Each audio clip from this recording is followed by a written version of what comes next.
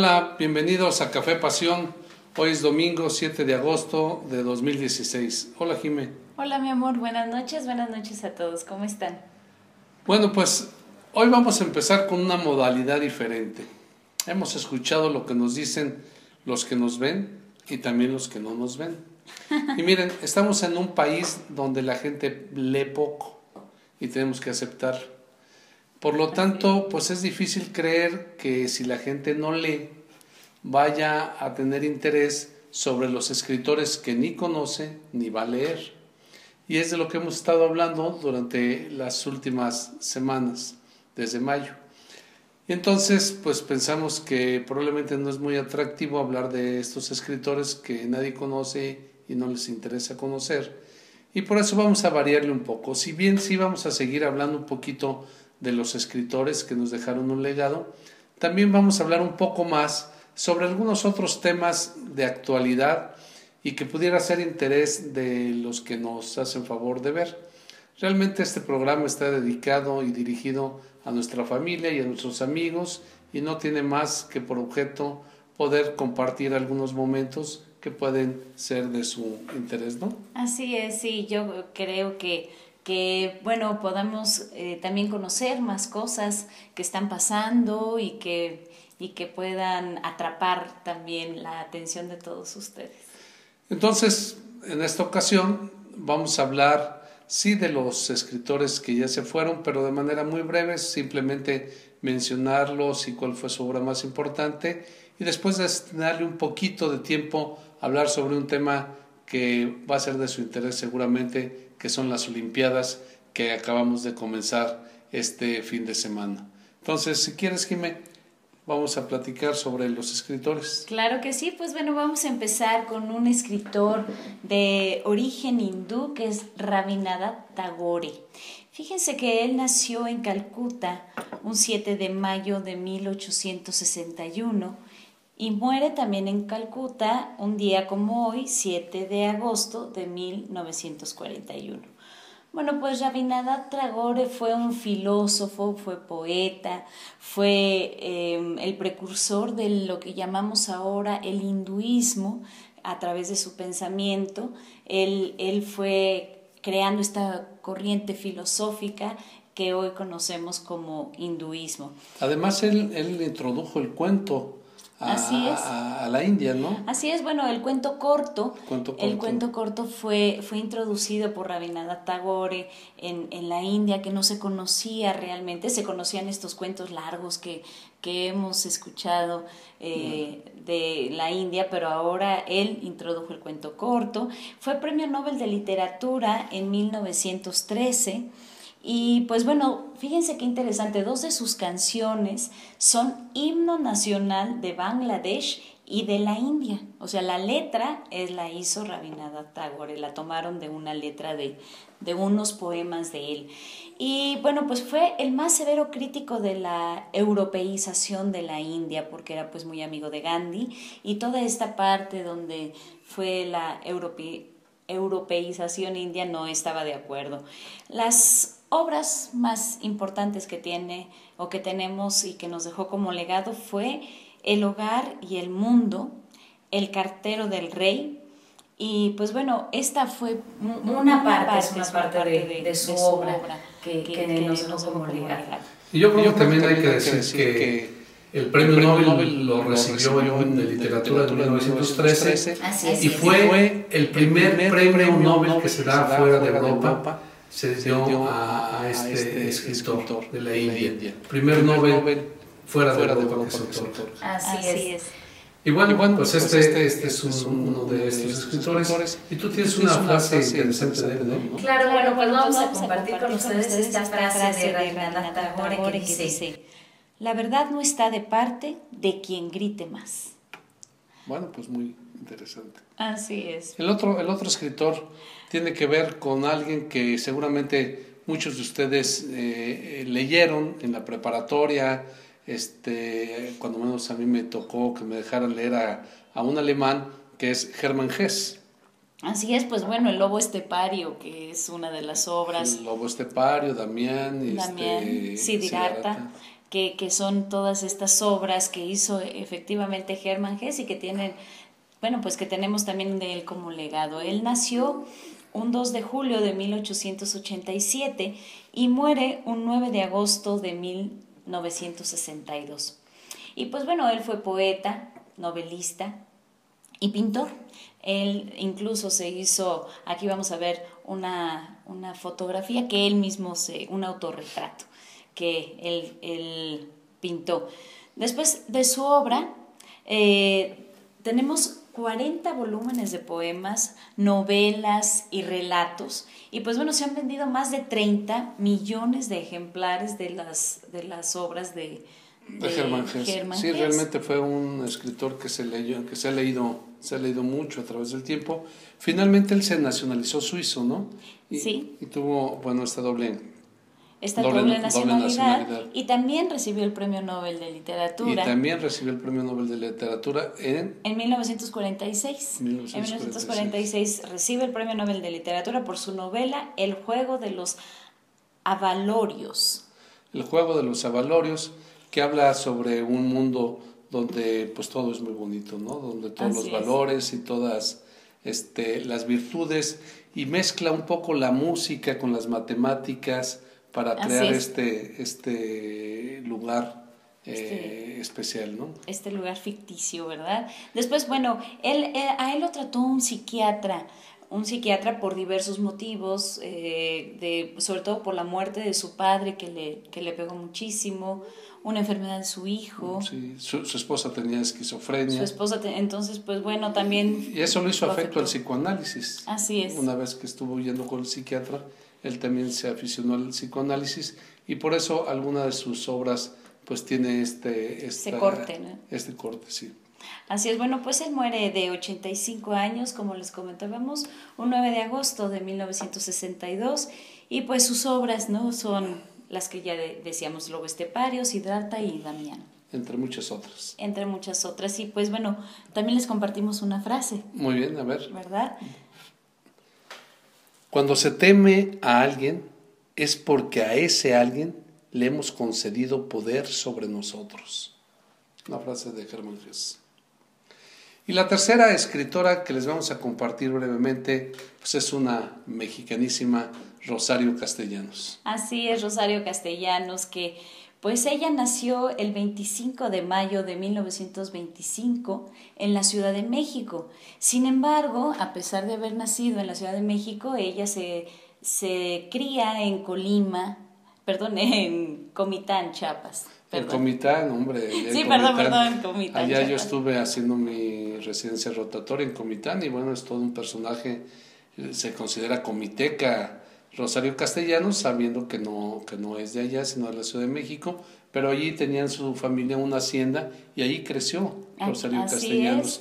Y después la mandaron de embajadora a Israel y bueno, pues allá estuvo un año y desafortunadamente tuvo un accidente al salir del baño, tocó una lámpara que tenía un corto y se electrocutó y así fue tristemente que falleció Rosario Castellanos. Un accidente muy desafortunado y pues bueno, ella estudia filosofía en la UNAM, fue la primera escritora mujer en Chiapas y pues recibió el premio Sor Juana Inés de la Cruz en 1962, que también es un premio muy importante en nuestro país, y sus restos se encuentran en la Rotonda de las Personas Ilustres.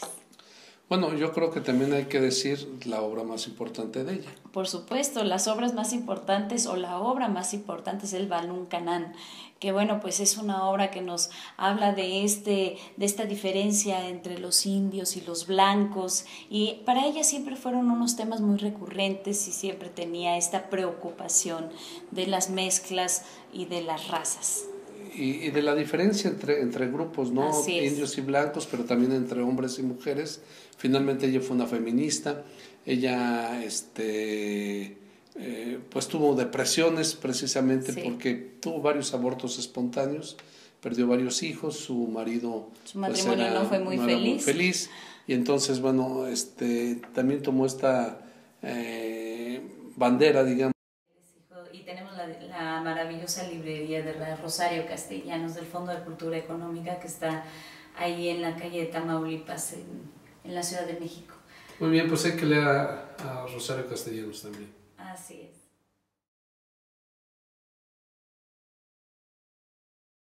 Como les comenté, acaba de dar inicio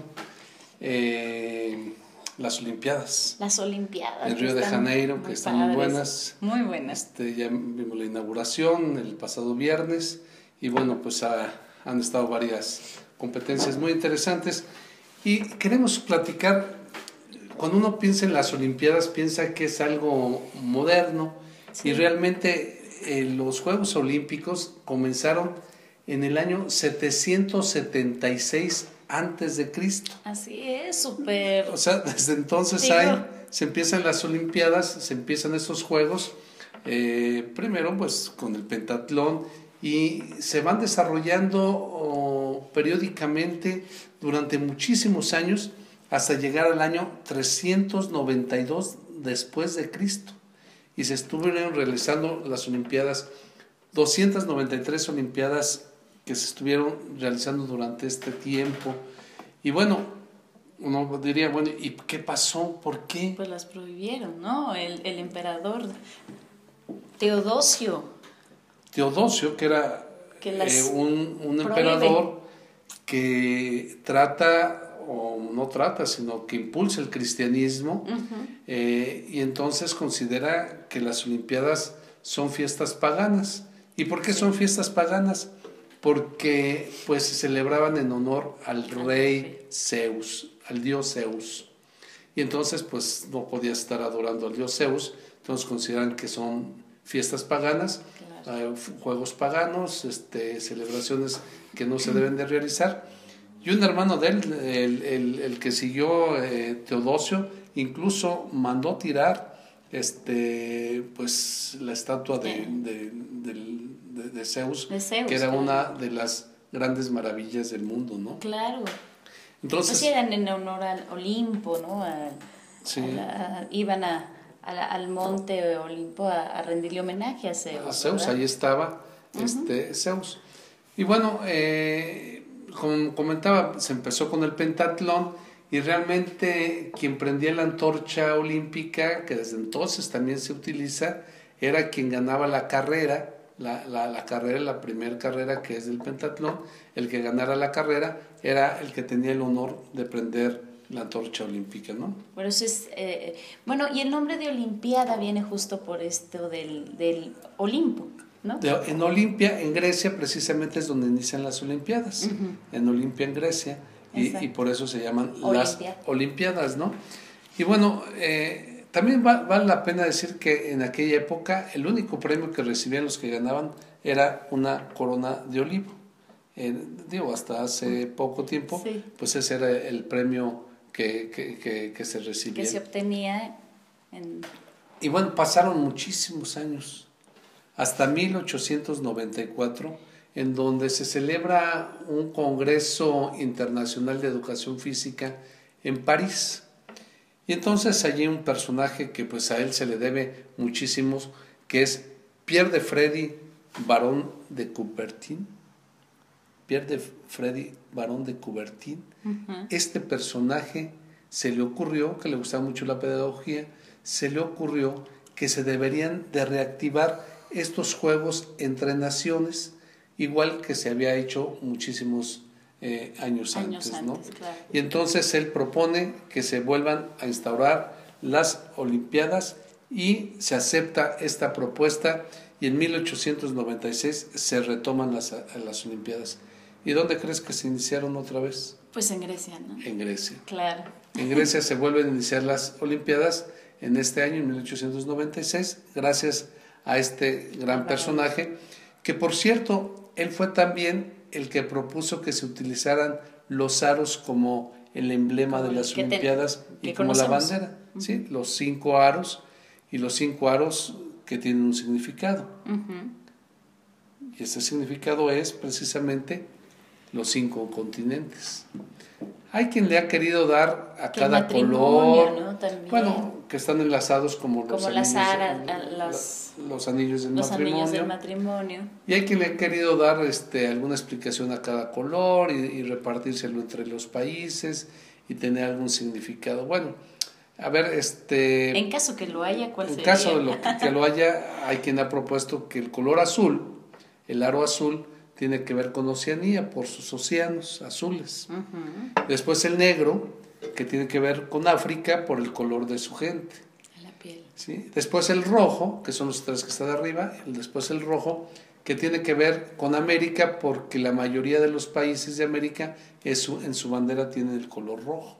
Uh-huh. Y luego abajo el aro amarillo tiene que ver con Asia, que es por donde sale el sol, por el oriente, y entonces es el color del sol.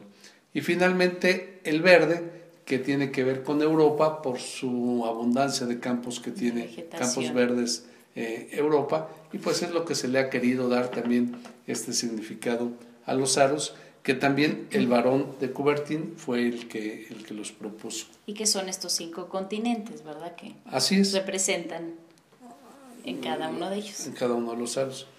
Bueno, también hay otro personaje que se llama Henry Didon, que él propuso, era muy amigo de Coubertin, del barón de Coubertin, y él propuso el lema de las Olimpiadas, y dice Citius Altius Fortius, y significa más rápido, más alto, más fuerte.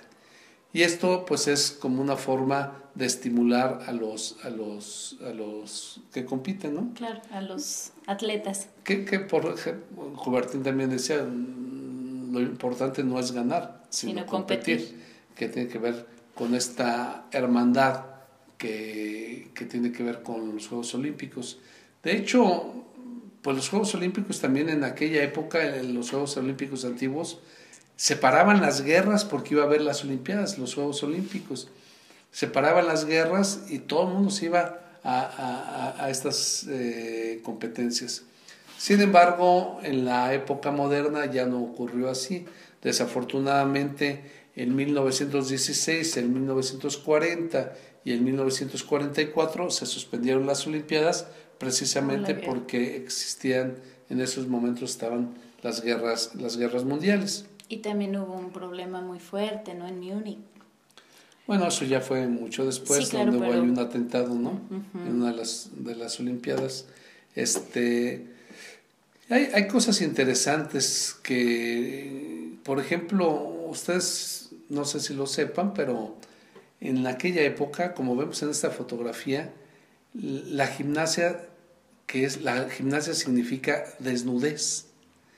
Y por eso se llama gimnasia, porque los atletas en las Olimpiadas participaban desnudos. Aquí los vemos, están desnudos, y pues era para exhibir la belleza del cuerpo humano. Dicen que por eso a las mujeres casadas no les permitían ir a las Olimpiadas, porque estaban los hombres desnudos. A las solteras sí, a ver si agarraban algo, pero la casada no. A las casadas no. Entonces, bueno, pues esto es algo interesante, ¿no? De la desnudez, y que la palabra desnudez, bueno, en griego significa, gimnasia significa desnudez. Uh-huh. Hay otro dato interesante. A mí me gusta el golf. Y bueno, para mí ha sido una sorpresa saber que, si bien en 1896 no hubo golf en las Olimpiadas, en 1900 sí lo hubo. Probablemente la primera no hubo porque en Grecia no había campos de golf, pero la siguiente, que fue en París, ya hubo golf. Uh-huh. Y en 1904, que fue en San Luis, en Estados Unidos, uh-huh, también hubo golf. Y cabe decir que en 1900 la primer mujer que le da una medalla a Estados Unidos en una Olimpiada fue Margaret Abbott, una golfista. Fíjate nada más. Fue la primera mujer que le da una medalla a Estados Unidos. Wow. Fue una golfista en el año de 1900, la segunda Olimpiada que se celebró en París. ¿Y se siguió haciendo golf o ya no? No, 1900, 1904, y después ya no hubo golf. y apenas ahora, después de 112 años, vuelve a aparecer el golf en las Olimpiadas. Pues qué padre, ¿no? Ocurrió lo mismo, sí, ocurrió lo mismo con el rugby. El rugby, qué padrísimo. Con el rugby de 6, también al principio lo hubo, y en el año 1922 ya lo dejó de haber, y probablemente fue porque el barón de Coubertin pues dejó la presidencia, y él era el que impulsaba particularmente este juego en particular, el rugby, y entonces ya lo dejaron, y otra vez en Río de Janeiro vuelve a aparecer es un juego. Deporte muy interesante, muy divertido, la verdad. Sí, lo estuve divertido. Viendo, y sí es un deporte divertido. También otra curiosidad que tiene que ver con las Olimpiadas es, en el pentatlón, pues al principio se corrían 30 kilómetros, el maratón era de 30 kilómetros, pero ocurrió que en Londres, cuando fue en las Olimpiadas en Londres en 1908, Jorge V, el príncipe de Gales, decidió que la salida no fuera donde debería de ser para que fueran los 32 kilómetros, sino pidió que salieran los corredores del Palacio de Windsor, el castillo de Windsor. Entonces dijo, desde aquí. ¿Y por qué desde allí? Porque ese día estaba lloviendo y para que la reina no se fuera a mojar, entonces mejor se trajo a todos los corredores al castillo de Windsor, y entonces a partir de allí empezó la carrera hasta la meta en el estadio olímpico. Y entonces le aumentaron esos metros. Y entonces le aumentaron esos kilómetros, se pasó de los 38 que eran a ser 42.195, que ese es el maratón. 42.195, que a la distancia del castillo. Para que no se mojara la reina. Para que no se mojara la reina. Y algo interesante de estos Juegos Olímpicos sobre el Río de Janeiro es que es la primera vez que se celebran en un país de Sudamérica. Nunca antes se habían celebrado en Sudamérica, sí en América, pero no en Sudamérica, y es la primera vez que se celebran. El único país o el único continente que falta es África, y no se ha celebrado todavía ningún juego, ¿no? Bueno, y tenemos a las mascotas de los Juegos Olímpicos, que son Vinicius y Tom, que son estos que vemos, que estamos viendo aquí, y son en honor a los creadores del Bossa Nova, que ellos fueron Vinicius de Morales y Tom Jobim. Y bueno, Vinicius es un felino que es la mascota de los Juegos Olímpicos y representa la fauna. Y Tom es el que representa la flora y es la mascota de los Juegos Paralímpicos, por toda esta diversidad de flora y fauna que tiene el bellísimo país, ¿no?, de Brasil. Así es. Bueno, simplemente resta decir que durante estos Juegos Olímpicos van a participar más de 10.500 atletas de 206 países, y algo importante, es la primera vez que participa una delegación de atletas independientes. Son refugiados, y así tienen su carta de refugiados en varios países, que vienen del Congo, de Etiopía y de Sudán. Entonces, pues es la época que estamos viviendo. Claro, de integridad,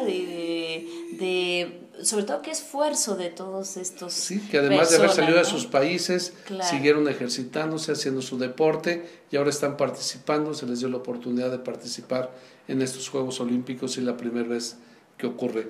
Entonces, pues los invitamos a que vean las Olimpiadas en Claro Video. Si ustedes se meten en internet, Claro Video es gratuito, y ahí pueden seguir todas las Olimpiadas, todos los Juegos, 39 deportes que se estarán exhibiendo durante estas semanas. Así es, y también están las fichas técnicas, ¿verdad?, de cada persona, de cada atleta, por si las quieren consultar.